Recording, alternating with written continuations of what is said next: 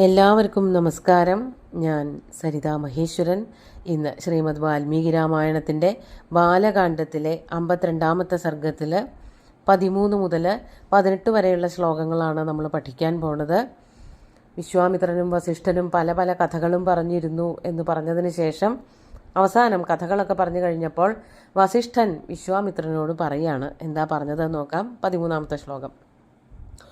ആതിഥ്യം കർത്തുമിച്ഛാമി ബലസ്യാസ്യ മഹാബല തവ ചൈവ അപ്രമേയസ്യ യഥാർഹം സമ്പ്രതീച്ഛമേ. എനിക്കൊരു മോഹമുണ്ട്. അതാണ് വസിഷ്ഠൻ പറയണത്. എന്താണ് ആ മോഹം? മഹാബല എന്ന് വെച്ചാൽ ബലശാലിയായിട്ടുള്ള മഹാരാജാവേ, അസ്യ ബലസ്യ അപ്രമേയസ്യ തവച, അങ്ങയുടെ സൈന്യത്തിനും അങ്ങേക്കും. അതാണ് അസ്യ ബലസ്യ. ബലത്തിനും, ബലം എന്ന് വെച്ചാൽ സൈന്യമാണ്, സൈന്യത്തിനും അങ്ങേക്കും യഥാർഹം ആതിഥ്യം കർത്തും ഇച്ഛാമി, നിങ്ങൾക്ക് എല്ലാവർക്കും അർഹിക്കുന്ന വിധത്തിൽ, നിങ്ങൾക്ക് ഇഷ്ടപ്പെടുന്ന വിധത്തിൽ, ആഗ്രഹിക്കുന്ന വിധത്തിൽ ഒരു വിരുന്നൊരുക്കി തരണം, ആതിഥ്യം നൽകണം എന്ന് എനിക്ക് വല്ലാത്ത മോഹമുണ്ട്. അതുകൊണ്ട് മേ സമ്പ്രതീച്ഛ, എൻ്റെ അടുത്ത് നിന്ന് അത് സ്വീകരിച്ചാലും, എൻ്റെ ആ വിരുന്നിനെ, ഞാൻ നൽകുന്നതായിട്ടുള്ള വിരുന്നിനെ അങ്ങ് അംഗീകരിച്ചാലും സ്വീകരിച്ചാലും എന്ന് വിശ്വാമിത്രനോട് വസിഷ്ഠൻ പ്രാർത്ഥിക്കുകയാണ്, അല്ലെങ്കിൽ അറിയിക്കുകയാണ്. അടുത്ത ശ്ലോകത്തിലും അതിൻ്റെ തുടർച്ച തന്നെയാണ്. സത്ക്രിയാം ഹി ഭവാനേതാം പ്രതീച്ഛതു മയാ കൃതാം രാജാത്വം അതിഥിശ്രേഷ്ഠ പൂജനീയ പ്രയത്നത. അതുകൊണ്ട് അങ്ങത് സ്വീകരിക്കണം, അങ്ങക്ക് അതിനുള്ള മനസ്സുണ്ടാവണം. അതാണ് സത്ക്രിയാം ഹി ഭവാനേതാം പ്രതീച്ഛതു മയാ കൃതാം, മയാ കൃതാം ഏതാം സത്ക്രിയാം ഭവാൻ പ്രതീച്ഛതു. ഞാൻ വളരെ ആദരവോടും സ്നേഹത്തോടും കൂടി അങ്ങയ്ക്ക് നൽകുന്നതായിട്ടുള്ള ഈ സത്കാരത്തെ അങ്ങ് വളരെ സന്തോഷത്തോടു കൂടി വളരെ മനസ്സറിഞ്ഞ് സ്വീകരിച്ചാലും.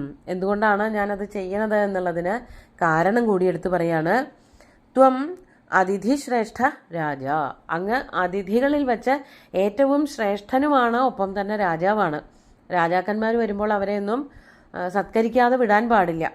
അപ്പോൾ മഹർഷിമാരാണെങ്കിൽ പോലും അവർ കയ്യിലുള്ളത് വച്ചിട്ട് രാജാക്കന്മാരെ സൽക്കരിക്കണം.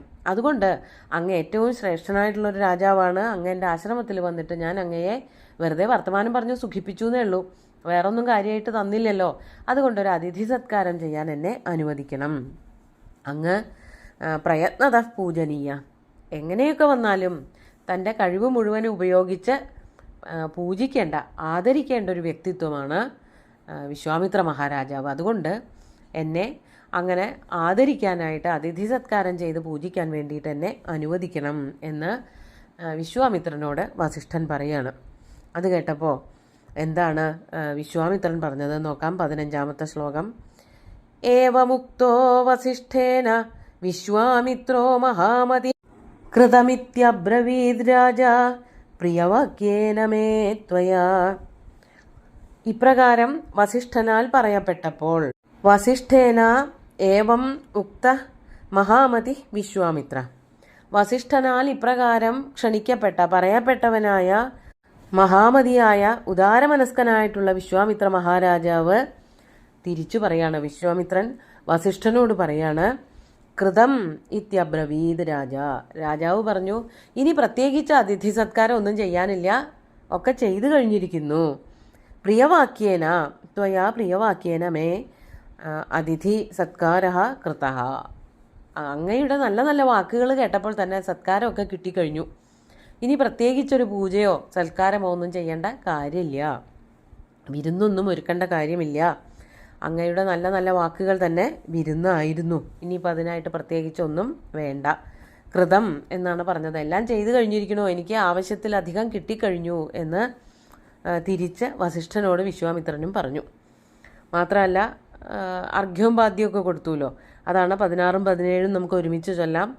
ഫലമൂലേന ഭഗവാൻ വിദ്യതേ യത്തവാശ്രമേ പാദ്യേന ആചമനീയേന ഭഗവദ്ദർശനേന ച സർവഥാ ച മഹാപ്രാജ്ഞ പൂജാർഹേണ സുപൂജിത നമസ്തേസ്തു ഗമിഷ്യാമി മൈത്രേണേക്ഷസ്വചക്ഷുഷ.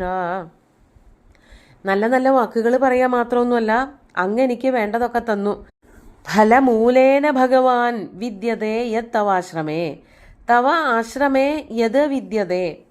അങ്ങയുടെ ആശ്രമത്തിൽ എന്തോന്നാണോ ഉണ്ടാവുക അല്ലെങ്കിൽ ഉള്ളത്, ഒരു കാട്ടിൽ ഒരു മുനിയുടെ ആശ്രമത്തിൽ ഉണ്ടാവാൻ സാധ്യതയുള്ളതായ ഏറ്റവും അമൂല്യങ്ങളായിട്ടുള്ള വസ്തുക്കൾ കൊണ്ട് തന്നെ അങ്ങ് അതിഥി സത്കാരമൊക്കെ ചെയ്തു കഴിഞ്ഞിരിക്കുന്നു.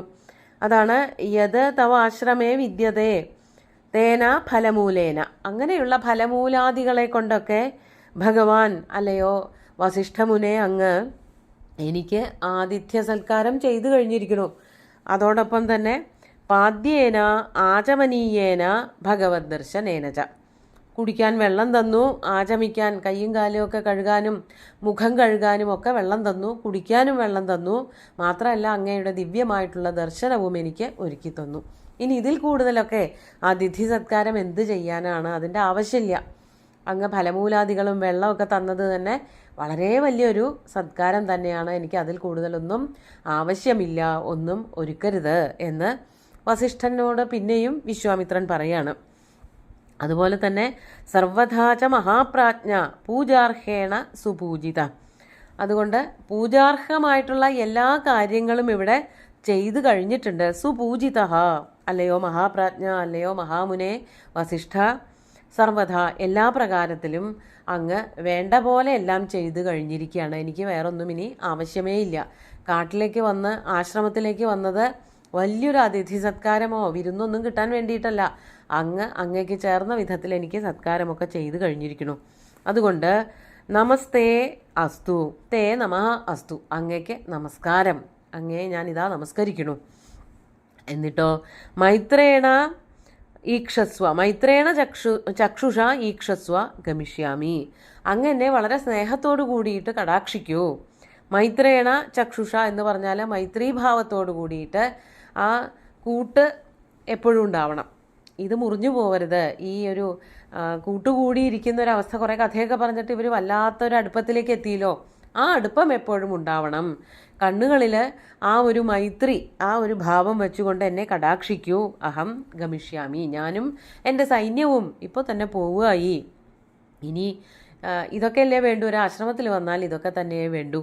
അതുകൊണ്ട് ആവശ്യത്തിലേറെ അങ്ങ് സത്കരിക്കലൊക്കെ കഴിഞ്ഞു, സന്തോഷത്തോടു കൂടി എനിക്ക് വിട നൽകിയാലും.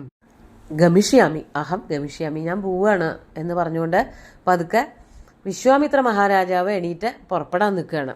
അങ്ങനെ പോവാൻ നോക്കിയപ്പോഴേക്കും വസിഷ്ഠൻ പറയാണ്, ഏവം ബ്രുവന്തം രാജാനം വസിഷ്ഠ പുനരേവഹി ന്യമന്ത്രയത ധർമാത്മാ പുനഃ പുനരുദാരധീ.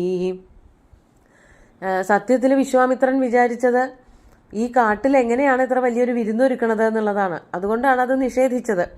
ഇപ്രകാരമൊക്കെ പറഞ്ഞുകൊണ്ട് ഏവം ബ്രുവന്തം രാജാനം, ഇപ്രകാരമൊക്കെ പറഞ്ഞിട്ട് പോകാൻ പുറപ്പെടുന്നവനായ വിശ്വാമിത്ര മഹർഷിയോട്, അല്ലെങ്കിൽ ആ വിശ്വാമിത്ര മഹർഷിയെ തടഞ്ഞുകൊണ്ട് പറയാണ്, വസിഷ്ഠ പുനരേവഹി ന്യമന്ത്രയത.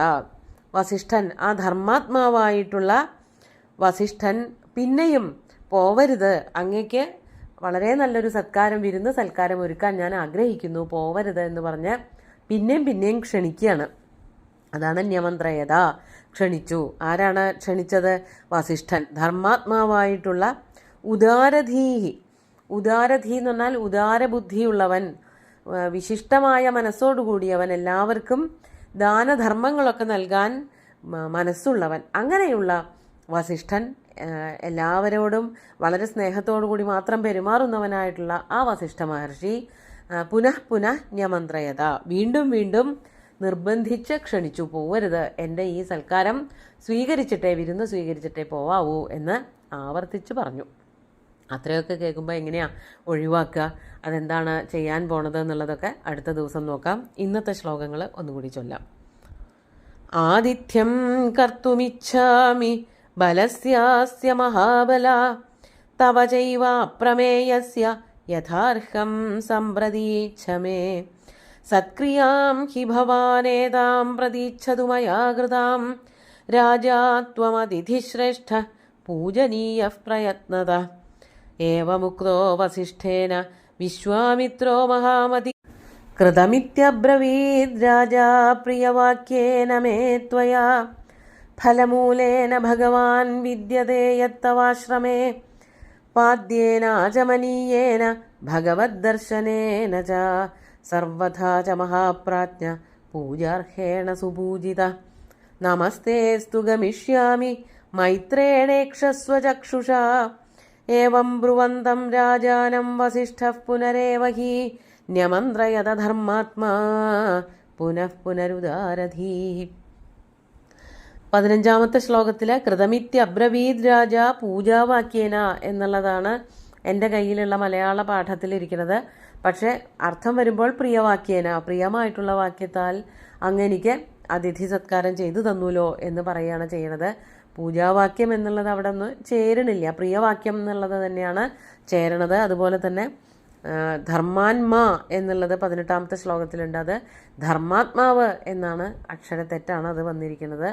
അങ്ങനെ ധർമാത്മാവായിട്ടുള്ള വസിഷ്ഠൻ പിന്നെയും പിന്നെയും വിശ്വാമിത്രനെ വിരുന്നിനായിട്ട് ക്ഷണിച്ചു. ബാക്കി എന്താ ഉണ്ടാവാൻ പോണതെന്നുള്ളത് അടുത്ത ദിവസം നോക്കാം. സുന്ദരമായിട്ടുള്ള ശ്ലോകങ്ങൾ ഭഗവാൻ ശ്രീരാമചന്ദ്രൻ്റെ കാൽക്കൽ അർപ്പിച്ചുകൊണ്ട് ഗുരുവായൂരപ്പനെ സാഷ്ടാംഗം നമസ്കരിച്ചുകൊണ്ട് എല്ലാവർക്കും ശുഭദിനം നേർന്നു നിർത്തട്ടെ. നന്ദി.